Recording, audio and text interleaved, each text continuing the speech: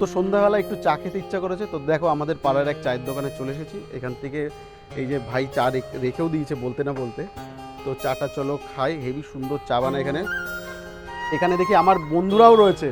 আরে ভাই, হ্যাঁ। তোরা দুজন এখানে চা খাচ্ছিস আজকে? এই তো আজকে একটু আড্ডা মারছি, আনন্দ। তো প্রত্যেক দিনই আসিস এখানে?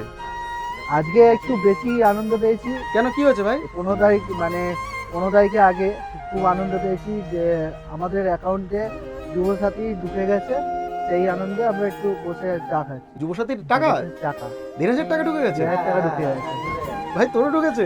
আমার বাহ, আমরা খুব খুশি এর জন্য। যুবসাথীর টাকা ঢুকে গেছে। বন্ধুরা কিন্তু এখানে এসে এখন খুব আনন্দ পেয়েছে। আচ্ছা ভাই, তোর এই টাকাটায় কি উপকার হবে? এই টাকাটাতে সবচেয়ে বড় কথা হচ্ছে, আগের দিনও আমি বলেছিলাম, আবার আজকেও আমি সেম কথাই বলবো, এই 1,500 টাকা পেয়ে যেখানে ফর্ম ফিল আপের কাজে লাগবে, যাতায়াতের খরচা সব কিন্তু এই 1,500 টাকা হয়ে যাবে আমাদের। মানে চাকরি বাকরির জন্য আমরা যারা খাটছি তাদের কিন্তু খুব উপকার উপকার হবে। হয়েছে। আর এই 1,500 টাকাও কিন্তু মাসের শেষে একটা বেকার মানুষ যার হাতে টাকা নেই তার কাছে তাদের কাছে খুবই উপকার হয়েছে তাদের। একদম সত্যি কথা, একদমই তাই। বন্ধুরা, রাজ্য সরকারের এই মহৎ উদ্যোগ কিন্তু সত্যি আজকে শুধুমাত্র ওদের নয়, প্রত্যেকটা মানুষের, প্রত্যেকটা ইউথের মুখে হাসি ফুটিয়েছে।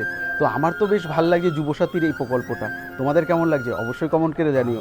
আর চলো দেখা হচ্ছে আরেকটা নতুন কোথাও নতুন কোনো ভিডিও নিয়ে।